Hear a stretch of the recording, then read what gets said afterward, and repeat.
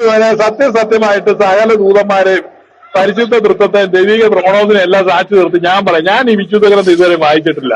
ഞാൻ സത്യവേദം മാത്രമേ വായിച്ചിട്ടുള്ളൂ. അതാ ഞാൻ ഇപ്പോഴും വായിച്ചുകൊണ്ടിരിക്കുന്നത്. എനിക്ക് വിശുദ്ധ ഗ്രന്ഥമായിട്ട് ഒരു ബന്ധവും ഇല്ല. എനിക്ക് അതിനകത്ത് ഒരു വാക്യം പോലും അറിയത്തുമില്ല. എനിക്ക് സത്യവേദത്തെ അറിയത്തുള്ളൂ. കാരണം ഞാൻ എന്റെ ജീവിതകാലം മുഴുവൻ വായിച്ചതാ. എനിക്ക് അതേ അറിയത്തുള്ളൂ.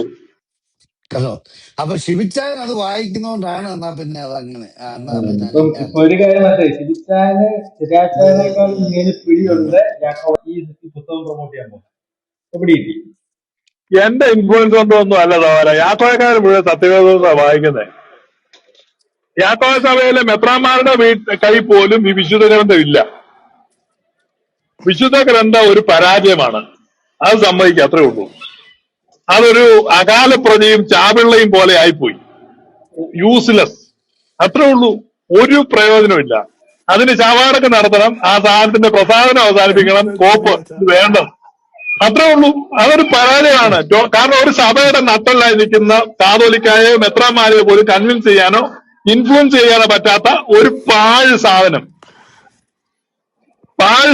അതിന്റെ അവശേഷിക്കുന്ന പ്രതികളെല്ലാം കാഞ്ഞിരമറ്റത്തുണ്ട് കന്യാമറവിലച്ചന്റെ കവർക്ക് കത്തിച്ച് അത് അവസാനിപ്പിക്കണം എന്നുള്ളതാണ് എന്റെ ഒരു ഇത്. എന്നാ കോപ്പിനെ ഇത് വെച്ചോണ്ടിരിക്കുന്നത്? കത്തിച്ച് ദൂരോട്ട് വരണം.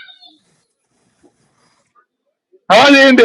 താൻ എന്നാ കോപ്പിനാണോ ഇത് തർജ്ജമ ചെയ്ത് കിളവ എന്ന് രണ്ട് തെറിയും പറഞ്ഞ് കവറിന്റെ ചൂട്ടി മൂത്രം ഒഴിച്ചിട്ട് പോകണം. അത്രേ ഉള്ളൂ. അയാൾക്ക് ചെയ്യാനുള്ള. അയാളുടെ കുഴി കിടന്ന് ഇത് അനുഭവിക്കണം. കാരണം ഇത്രയും നേറുകെട്ട സഭക്കാര്, ഇത്രയും തെണ്ടികള് വേറെ ഉണ്ടോ ചെറിയാച്ച?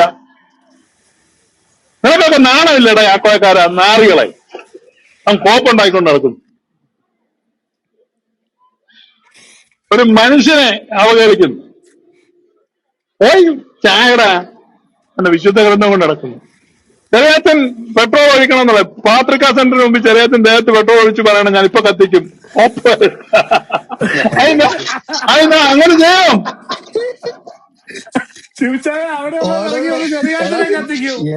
എന്നെ കൊല്ലാനുള്ള ഇത് ഈ വിശുദ്ധ ഗ്രന്ഥം ചുമ്മിക്കൊണ്ട് നടക്കുന്ന ചെറിയാച്ചനല്ലേ?